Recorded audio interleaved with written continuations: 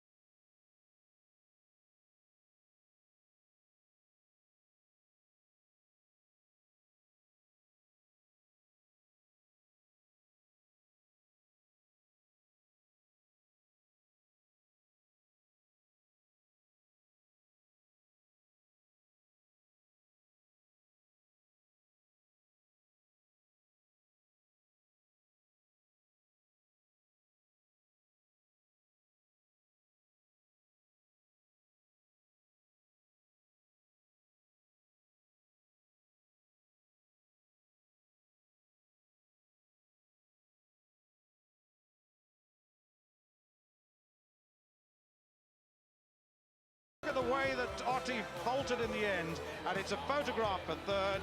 It really is. It may be Inga Miller, but I think it was Onyali. That was my prediction on the first run through. I thought Onyali had got it, and the computer now agreeing with that. Onyali has been given the third place. Perek from Otti, from Onyali, just. Onyali almost threw that away. She kept her form. Instead of diving the line about 4 meters out, it would have been clear, but she definitely got the bronze.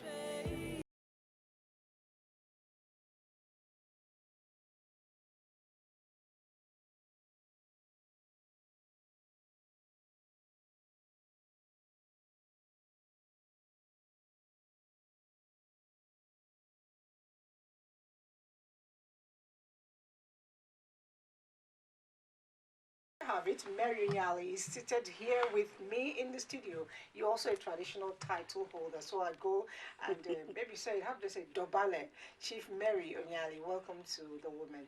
Thank you. Thank you very much. You know, it's always a delight whenever I have the opportunity of speaking with you because for a long time you inspired me, and it's amazing. A lot of people will drop off halfway. You never did. You still inspire me. I feel delighted. I must say thank you for that. Thank you. Now, in 1987, when you touched that little thing, the gold, how did it make you feel? Um, you're taking me back memory lane now. Actually, it's 96 Atlanta, Okay. and it was a bronze medal. Chioma Ajuma was one that got the gold medal before I did. Um, it was a life-changing history. I've been yearning for an individual medal of mine because I already got a bronze in a relay in '92 Atlanta, Barcelona. And getting the bronze in the 200 meters in an individual race was, if I felt like I've had it all because I've competed at the highest level of athletics competition and I have done it all. Taking you back to the days when you were secondary school girl, college girl. A lot of people actually start from that time. And I recall your parents at a point to tell you, don't go to school, but you don't go to sports, but you smuggled a bit of things. You want to share that story with us? What propelled you into sports, really? Yes, you're right. My mother, I had a one parent. I lost my dad when I was 3 years old. So my mother became everything to me and the rest of the family. She was just like every other mother. Want their child to get educated, get a job, get married, and start making babies, and just fit into the normal society. But unfortunately for her, or fortunately for her, as the case may be, um, Mary, this Mary Onyali, was not one of the child that is should be. Yeah, I can be canned, I can be crafted. I have a different mold. I I just couldn't fit into that norm that the society want everybody to fit into. My mom would not allow me to go out for competitions, would not allow me to partake in the school games. I was frustrated. I was doing well in school, but she still want me to just focus on sports. I got to a point where our school van has to come all the way to the house to pick me up, to beg for mom's permission to pick me up. And I sometimes smuggle my PE uniform into in the bottom part of my school bag covered with books. I did everything I could because my love and passion for the sport was just too strong. But eventually, with the help of my then coach that discovered me, Toblo, she started to soften up and hey, she's enjoying it, like I said. I like that, and it tremendously so. A lot of people, Nigerians, are enjoying it, but sometimes I am not really much of a sports person. Never done anything competitive, sports-wise, really. Okay. And I don't have such plans for now. But I'm wondering, is it that easy to really be a track and field person? You know, what are the challenges you get to meet? It's not easy at all. Not easy, but it's worth the while. Why it's gonna you're gonna find it enjoyable and easy is eventually is because you have to have the passion. If you don't have the passion for anything you do in life, whether sports or be a doctor, if you don't have the passion to save life as a doctor, it won't make any sense to you. So my love for the sport was overwhelming. I I had to do whatever it takes to have fun. And I find it very fun, especially traveling around the world, seeing, meeting different people, getting a chance for a scholarship through sport, educational scholarship through sport, which obviously a single parent like my mom obviously cannot afford. And it just opened up a whole lot of doors because through there I was able to channel my siblings through sports to scholarship in the U.S. So what else can a single mother ask for? It saved her a whole lot. You know, you're talking, I'm thinking about it. I wish I was some years backward. I'd have tried to make it and see if I can get a whole lot to just like you enumerating. Yeah. All right, now I'm still hitting on the challenges. In the course of doing this, you mentioned the benefits. What are the things, you know, were there moments you thought about and said, wow, why did I do this? Yes. Missing your family. Having have to first I left here. I left the shores of Nigeria at age 17 to the United States. I miss my parents. I miss my family. I miss Nigerian food. I miss the weather. And getting there, no mother, no father, no uncle. I was all alone. I had to adjust. It took a while, but I eventually adjusted. The challenges are there, but they're not as much as the positives I got out of it. I got a free education, for God's sake. I made my mother proud. I have my certificate. I eventually went professional, and I made a lot of money out of it and took care of her in return and the rest of my family. The challenges to me are not that much. It's just that early stage where your parents, obviously Nigerian and African parents, don't understand the benefit of sports. But I think now they're beginning to have a change of mind about sports. Cool, that's cool. Now, I'm sure a lot of young people who are with us now are probably thinking about how to get in. And beyond just the passion, what do I need as a prerequisite to be like you? You? No, not me. You already said you don't want to go through No, that me. because it's too rigorous for you. Not me. No. For an athlete out there yearning to be the next Mary Onyali, it's a very easy road to travel if you did the right thing at the right time.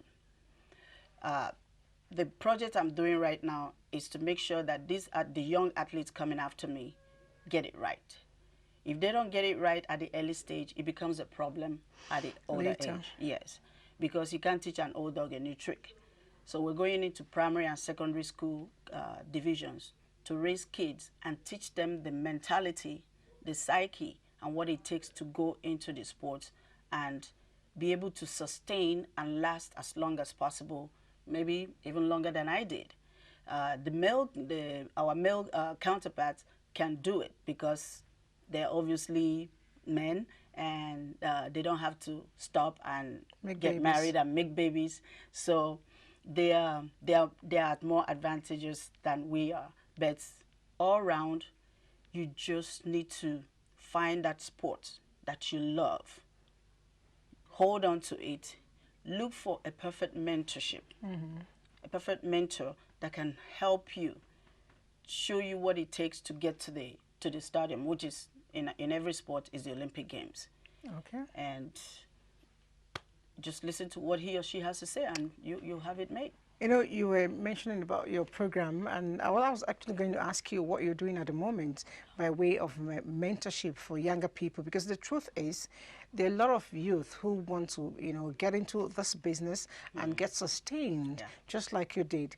What's this program you're talking about? The program is called Boost. Boost. Boost. Boost, okay. Basic Olive Opportunity Sports Training. Oh. It says what it is. Basic means from grassroots. We, 11 of us, ex-internationals that competed for Nigeria in several sports. All female? Male and female. Okay. We came together 11 years ago to form this project because we saw that over the years, especially when the likes of us retired, we didn't see that gap closing. Instead, it was widening in the sense that our medal haul in international competitions started to dwindle. So we all felt the pain and came back from whatever country we're based at, and decided to put this project together. So we put it together, and we know that before you do anything sports anywhere in the world, not just Nigeria, you have to have money. It's capital intensive. Because when I was competing, I knew how much I spent on myself on a professional level. So what costs money? I thought it was just eating and running. You can eat you eat and run, but you have to do some other things too. Like? You have a support system around you as a pro. I'm talking about going pro right now. Okay. So to go pro, you have at least 5 pillars of support system. You have your coach, you have your manager who sources for competition for you, you have your doctor, you have your physiotherapist / massage therapist, and then you have your psychologist. Oh, make it 6, your financial manager.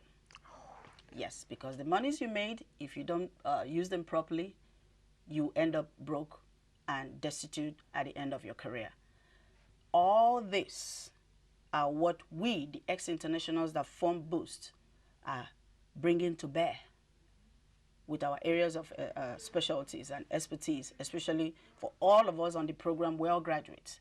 We all graduated from one department or the other. We have financiers, we have psychologists, we have everything in the team. So we're all bringing our experiences to bear from our academics, and then bringing it into bear in the sports that we all participated in, to teach these kids not to go the route that we did before we found our way. So let them get it right from onset. So Boost is basically to go to the grassroots, find those talents, and raise them to stardom. The financial Grassroots part is of what it- age? Grassroots, we're looking from 6. Oh, 6 years. Oh, yes. Cool. 6, because that's how old I was when I started, the majority of us on the program. You're back to Nigeria, and I know it's not full time. How do you, combine shuttling two continents and trying to get this job done? It's not been easy. That's the part that is not easy. Playing the sport was easy for me because it came natural. But after retirement and trying to shuttle the two continents, it's not been easy because it's cost effectiveness. It's very expensive ticket-wise. Having to move and change continents and climates. Sometimes, you take ill, and having to move my son because I have a 10-year-old that I have to shuttle back and forth. It's kind of difficult, but it's worth it. It's worth it in the sense that I know that the athletes here are yearning for us to get this program going. For the past 11 years, like I said, we've been trying to get it going, but the past 2.5 years, we've actually made a very, very remarkable move. The first center we finally got together is in Ondo. It's coming up in Ondo State. We and the Ondo State government and the Athletic Federation of Nigeria, we've signed an MOU that we're going to use in implementing the National Athletic Center in Ondo. But our community center, the one for primary and secondary school kids, is in Offa, Kwara State. That was made possible through our national chairman, Are Afe Babalola.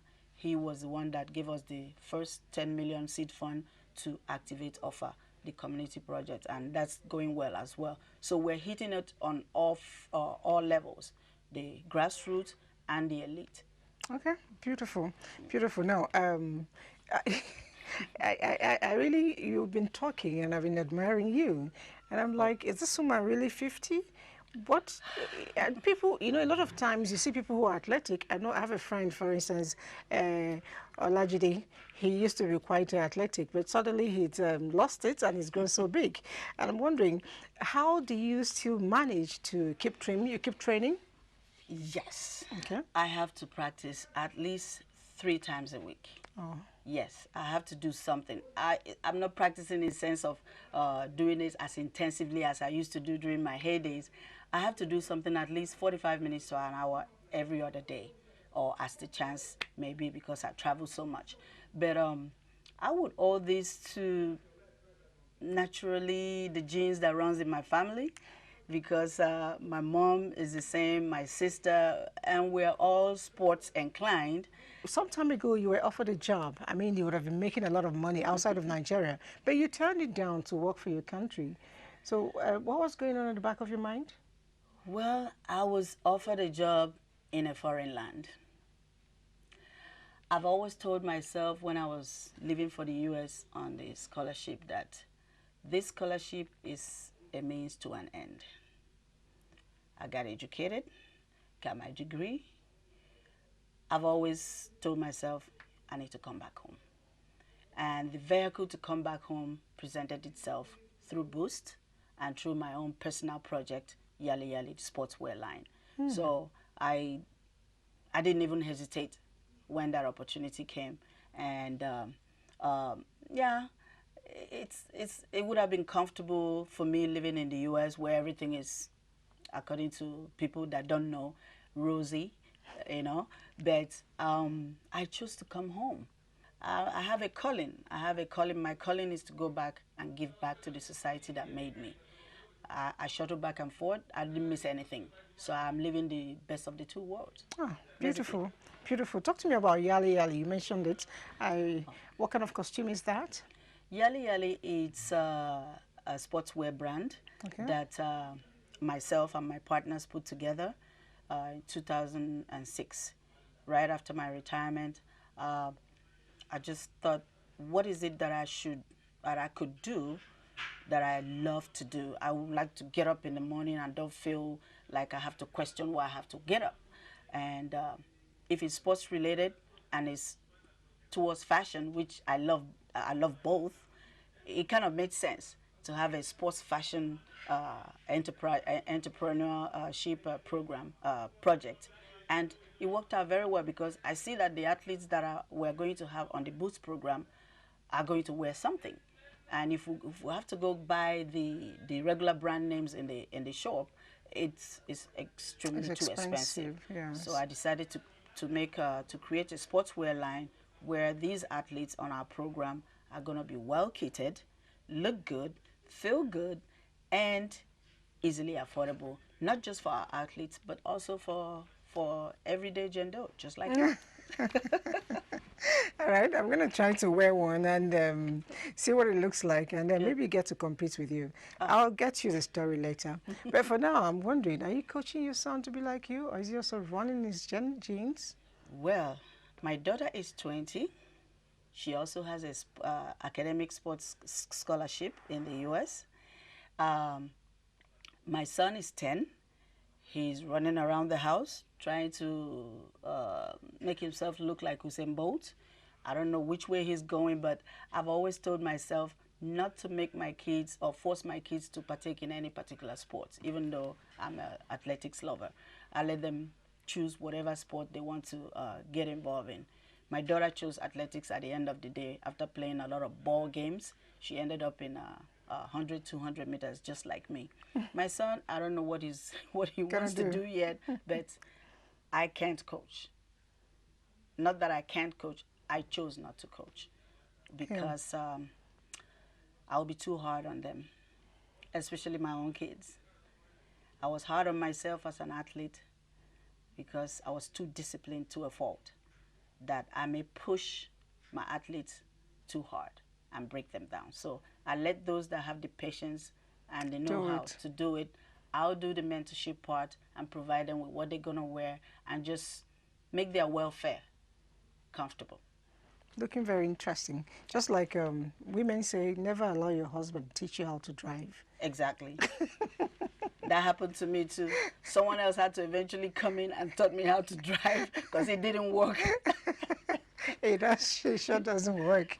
All right, thank you so much. I've had fun really speaking with you. But before we leave, I'd like to ask, what do you see as hope for the Nigerian female athletes tomorrow?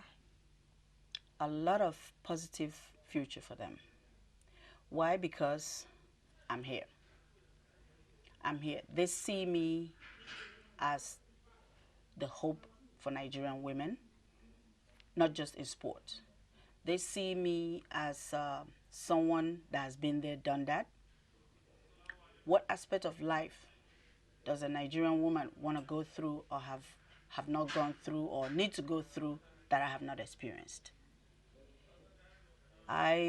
Becoming a mentor to these kids, to Nigerian women, is natural. It comes natural because I didn't have anybody. I didn't have that many people to mentor me when I was growing up.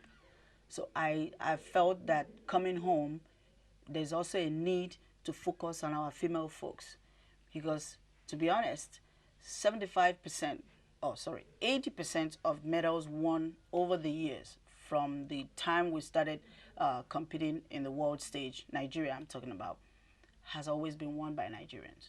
I mean by females. Our female athletes have given Nigeria 80% of our medals. Okay. And I don't want that to stop. I want to continue on that trend until time immemorial. All right, she has such a zeal, and some time ago she actually tried to, lure me into becoming an athlete herself. I bluntly refused, but I'll play you back what transpired at the stadium. Stay.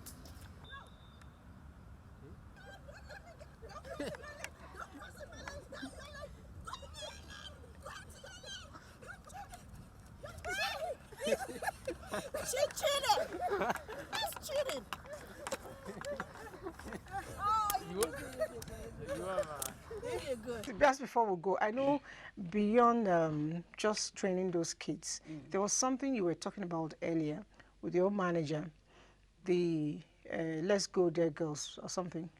Talk to me about it briefly. Oh, the Let's Go Girls? Okay, the Let's Go Girl project is a project that we created from our Sports Development Fund, NSDFI, and Boost.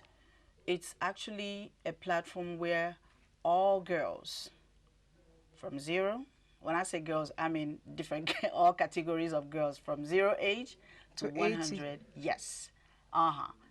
Any woman is more than welcome to participate in the program. But right now, because we are more into the active part of the girls, we're looking for kids between the age of 6 to 18 to partake in sports. If you're that good, Let's Go Girls offers you a scholarship. All right, thank you so much for coming on the show. And I'd like to end on your notes. Like you said, let's go girls. It's time for us to step out and take the giant stride as women. Continue to conquer the society. Because I always say a house without a woman is simply a house, never a home. So we are there to make it happen. My name is Elizabeth. Do join me again next week for another exciting personality talk on the program, The Woman.